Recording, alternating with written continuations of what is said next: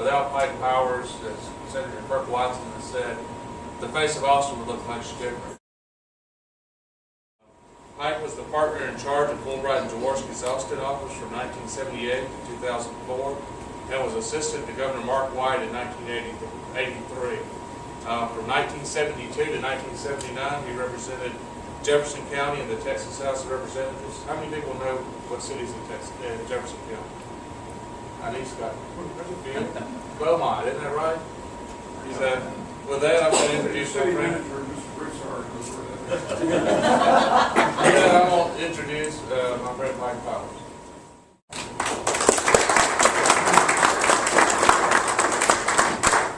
Thanks for having me this morning. Good morning, Hutto.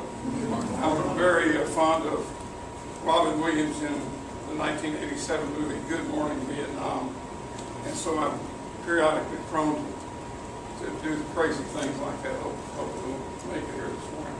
Apologize for my voice.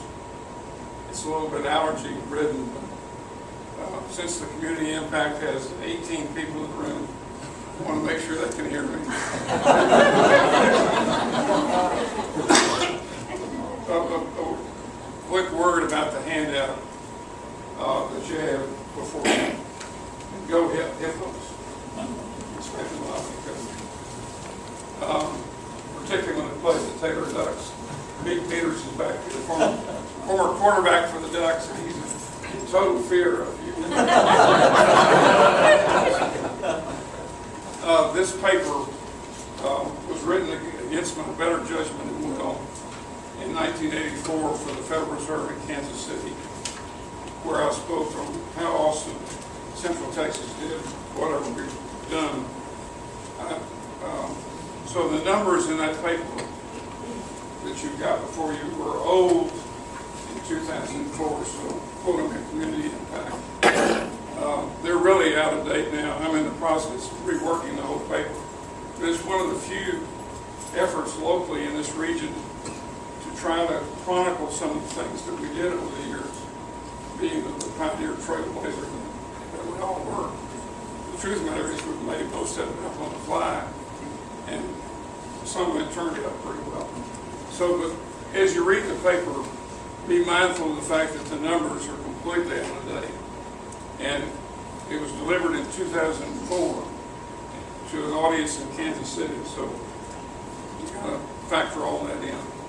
But let me start at the beginning, because that's the place to start, and that is, I was privileged to be in the audience yesterday in Round Rock as Mayor McGraw of Round Rock spoke to the State of the City message, and he emphasized initiatives, regional initiatives that are truly regionally based, and I think we've got I've made some version of this talk, such as it is, in 33 states and 5 foreign countries.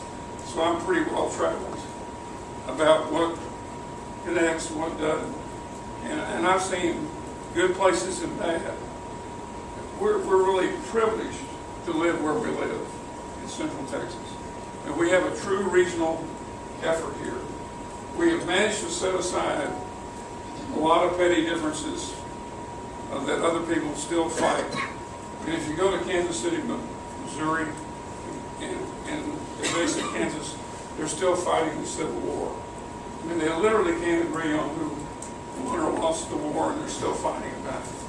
We, for better or worse, football notwithstanding, and its rivalries are always going to be there, we have managed to put together a true regional juggernaut.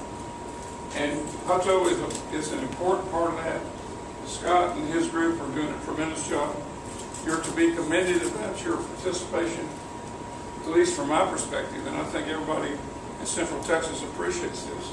Hutto is an at-the-table player in Opportunity Austin, which has raised a significant amount of money to be a true regional initiative and economic development. So we're able to do things in this region that other regions around the country just flat can't do.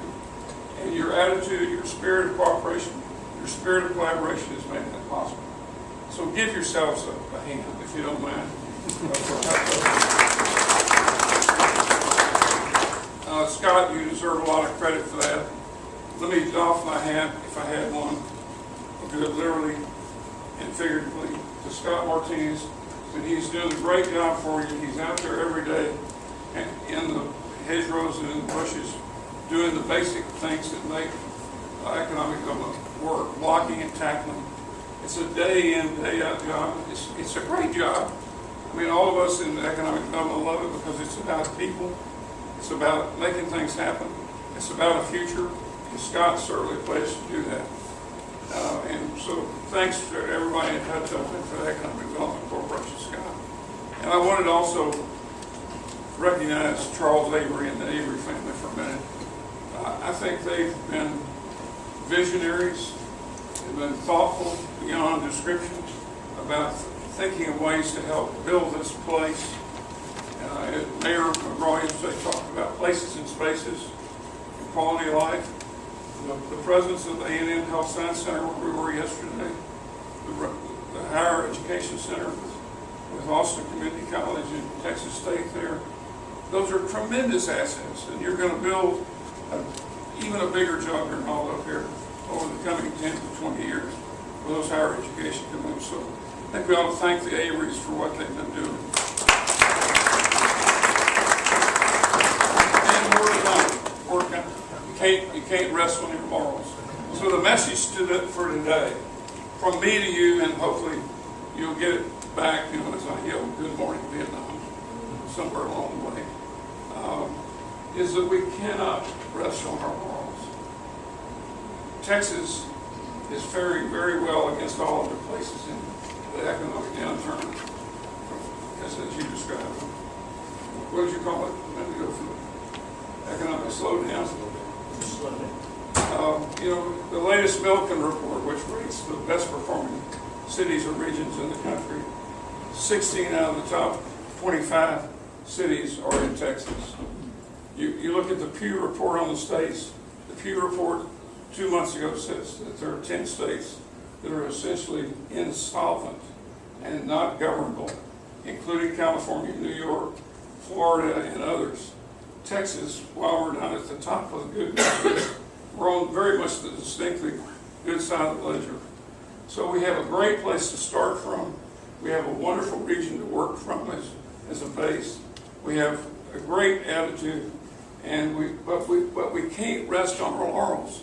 If you smoke that smoke, you inhale it, with all apologies to Bill Clinton, that's not a good thing. You can't inhale the fume. So one of the things I say in my paper is ignore the rankings and the ratings. Great to have them, best city to live and work in, best place for kids to grow up. Richard Florida writes all those creative reports in his books. You just can't believe all that. It's a little bit when I went to the legislature the first time in the early 70s.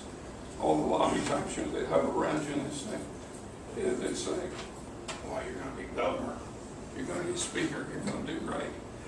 But if you listen to that, you listen to the wrong pitch. You got to take it every day, day by day, and do your job, and don't rest on your laurels, because that's just hype and smoke and other things, and I won't use those words. You can imagine. So I'm here today to say, what does the future look like a little bit, and how can we stay together, hang together, work together, collaborate together to make this a really competitive place for the long haul. I shan't spend any time on things like keeping Austin weird. Although we debated that extensively at the Chamber of Commerce. One of our very fine staffers is back there. And we chose to say, after deep reflection, yeah, we're kind of weird, let's embrace it. That's been one of the best things we've done, actually.